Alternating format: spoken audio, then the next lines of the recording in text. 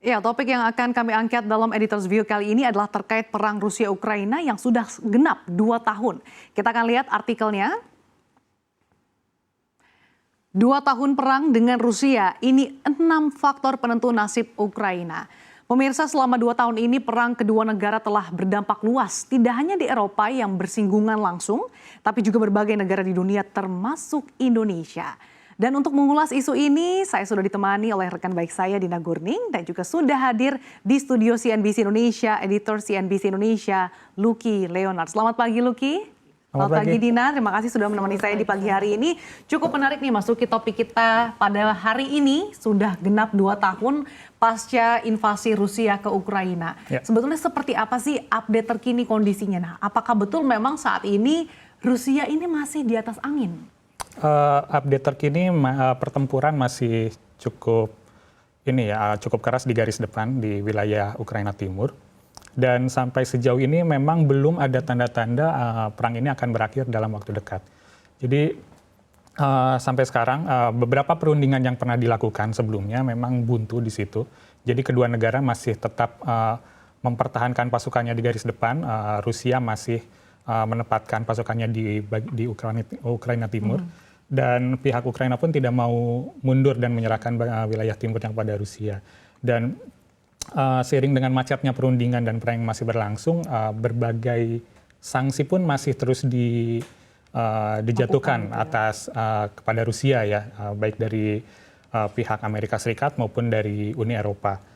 Terbaru bahkan Amerika Serikat sudah memberikan sanksi kepada 500 individu terkait Rusia dan perusahaan. Kemudian Uni Eropa juga baru saja mensahkan paket sanksi ke-13-nya yang menyasar sekitar 200 individu, termasuk dengan perusahaan-perusahaan yang dianggap mendukung invasi Rusia ke Ukraina. Jadi melihat perkembangan yang terjadi hingga 2 tahun seperti sekarang ini, memang kemungkinannya perang masih bisa berlangsung cukup lama.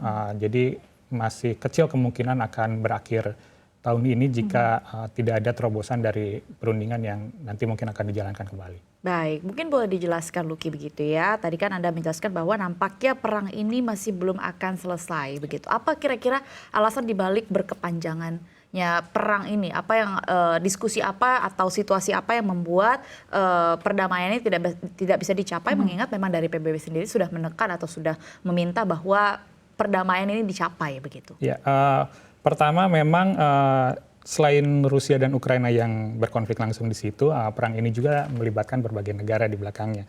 Bahkan kalau kita mundur ke belakang ketika perang ini baru saja pecah di Februari 2022, saat itu beberapa negara langsung menempatkan dirinya berada di belakang Rusia atau berada di belakang Ukraina. Contohnya saja misalkan Amerika Serikat yang langsung secara tegas mendukung Ukraina di sana dan langsung menentang Rusia. Beberapa negara juga berada di belakang Rusia, misalkan seperti Cina, walaupun tidak secara langsung, mereka memiliki kebijakan yang cukup bersahabat dengan Rusia. Kemudian ada Korea Utara, ada Iran. Sehingga ketika melihat secara gambaran besarnya, ini bukan hanya Rusia dan Ukraina yang berkonflik di sana, tapi jadi negara-negara betul gitu sekali. Ya? Jadi membentuk semacam seperti blok barat dan blok timur lagi gitu.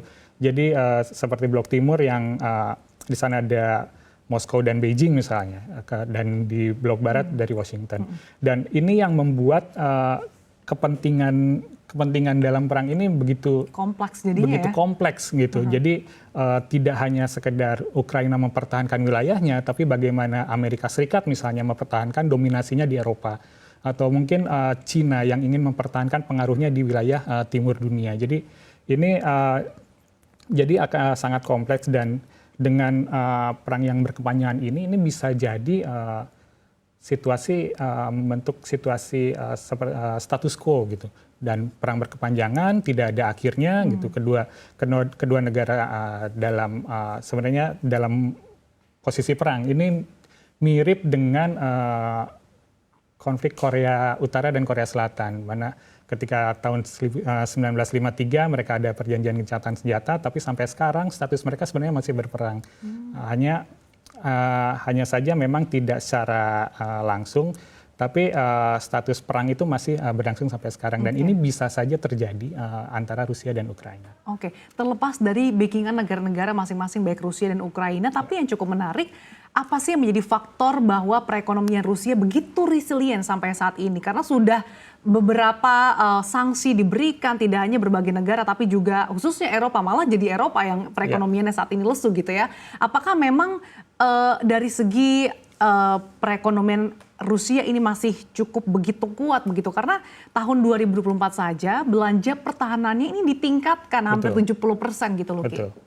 Ya, ini memang di luar dugaan negara-negara, katakanlah negara barat yang memberikan sanksi kepada Rusia gitu. Tapi perlu diingat juga bahwa Rusia adalah negara yang memiliki basis komoditas yang kuat, terutama komoditas energi dan pangan juga di situ. Dan ketika berbicara dengan komoditas energi ini justru menjadi dilema bagi negara-negara yang memberikan sanksi kepada Rusia seperti negara-negara di Uni Eropa gitu, karena ketergantungan mereka akan energi Rusia ini begitu besar sehingga ketika mereka menjatuhkan sanksi, melakukan embargo itu pun akhirnya bisa menjadi bumerang bagi mereka. Dan Rusia selain pasarnya di Eropa, mereka pun memiliki pasar yang cukup kuat, terutama di Cina dan India ya sebagai negara yang memiliki kedekatan perdagangan dengan mereka, sehingga ketika sanksi diberikan, ada embargo di situ, gas Rusia ditahan di Uni Eropa dan minyak juga di situ, India dan Cina memborong komoditas energi Rusia, dan khususnya untuk India mereka itu borong banyak minyak dari Rusia dan mereka jual lagi ke Eropa gitu. Akhirnya di sini sebenarnya Rusia memang pasti ada efeknya ketika sanksi itu dijatuhkan, cuma ini jauh dari harapan negara-negara Barat karena mereka ternyata memiliki pasar yang cukup kuat di situ, dan bahkan seperti yang disebutkan tadi mereka belanja pertahanan mereka ditingkatkan. Ini menurut saya sesuatu yang luar biasa. Rusia masih bisa bertahan sampai sejauh ini.